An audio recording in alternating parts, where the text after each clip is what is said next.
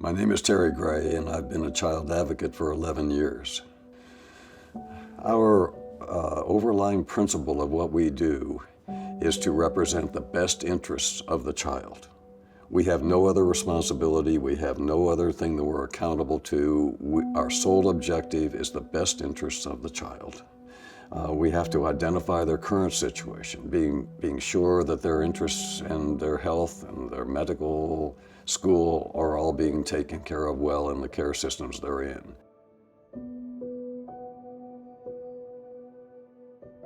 My name is M. I'm 20 years old, and Terry Gray was my child advocate. M's initial profile was not very encouraging. His original psych profile had said that he was unlikely to ever become a productive member of society. In his youth, at 7, he had not even gone to school. He hadn't been socialized. The kids were kept totally in the apartment.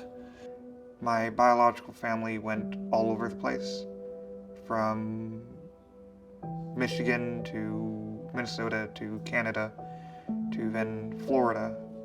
He and his siblings were isolated. They moved from place to place every time a CPS-type agency found them. And then there was a tragic event involving the death of his younger brother.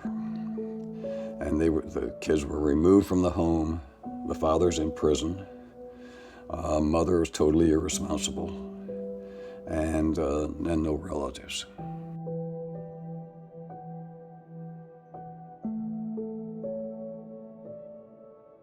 At first, when I went into foster care, it was pretty traumatizing, not being able to go and see people that I was used to seeing. I was mainly mad at the world with the loss of my brother and my other siblings, and the fact that I had been separated from my family. Once he got in the system, it got even worse, because he was moved to 5 separate homes in 5 years. Some of them were not very good. A couple of them were closed afterwards because they hadn't met standards after he was pulled. He started off behind the 8 ball. It was really a tough start for him. I was not very well behaved most of the time. I would start fights every opportunity I could. When he got into this really good foster home, you see the difference that can happen from a good foster home versus the others. The foster mom had, she had an active thing where she took the kids to the library every week. They were required to read 15 minutes every evening. Doesn't seem like much, but it's a lot for the kids from these backgrounds.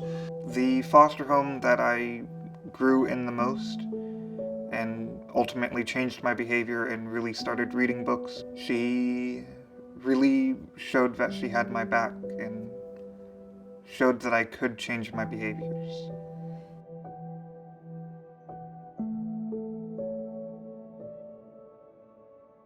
So when I read my son's file, the impression I got was of a angry, troubled, and disturbed little boy. When I met him, it was a different story. He was kind and sweet and very, very shy. I think it was just a natural thing because both of them wanted a family. Both of them wanted somebody to love. And when the two of them met, they knew what was at stake and they knew the benefit they had, and it was a great thing from the start. He didn't have much confidence in himself. He didn't have very good social skills. He didn't have very good manners, honestly. You know, I mean, first, he didn't even eat with utensils at my house, and he was 12. So he was amazed that there was an order of utensils go on a table and uses for those. So we went over those. He told me, he says, I'm smart, but I don't do well in school. And yet, you know, he was on the honor roll when I just said, you'll do what you can, you know, as long as you do your best, that's, you know, and you're learning something. When I found out I was going to be adopted by my mom, I was very excited about it. I was ready to move in almost immediately. My mom is an amazing person. She's always had my back and had my best interest in mind. He is the most amazing person. He is so kind and so generous with his time with people. Currently, I am going to college to work on my criminal justice degrees, while also working on my welding certificates. My goal is to go through the police academy and graduate from there. But the welding certificates are a backup should I find out I would not make a very good cop.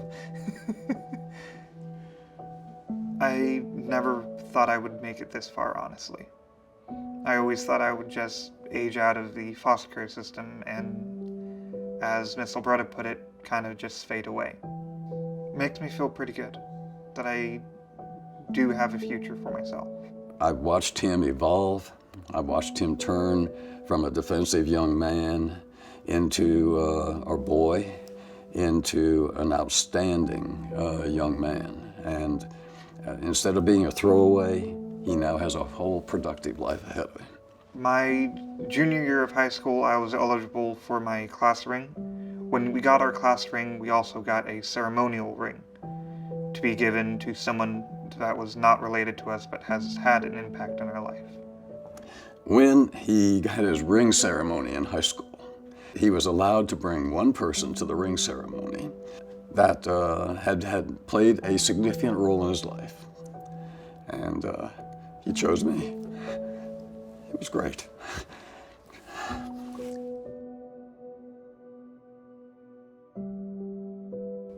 I definitely believe that Mr. Terry has helped me through this entire process. He's had my back throughout it all. I feel like if Mr. Terry had not come into my life as a child advocate, things would definitely be a lot more different. I wouldn't have the same amount of confidence I have now. Child advocates wouldn't be what it is if it didn't have support from people to provide the legal and guidance and supervision structure that we have to be effective. I mean, we talk about the team involved in helping the kids, and we get some recognition as advocates or CPS or whatever, but the team goes broader. The team goes to those people who help support child advocates to make it exist. Together, we're a heck of a team. I think foster children should have an advocate because they need to have someone on their side that's not being paid to be there.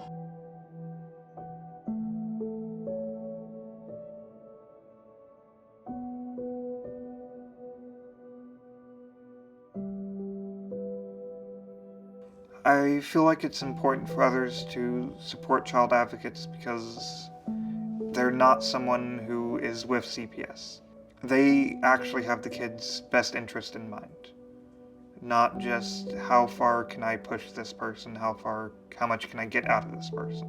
They care about the situation they're in. They care about making sure that their lives are better. And I know I appreciated having that, knowing that there was somebody else out there, that I wasn't alone in my quest to make his life better, but there was somebody else out there that was making sure that was happening on a daily basis. You know, that made it so much easier for me, but I think it makes it a lot easier for foster children too.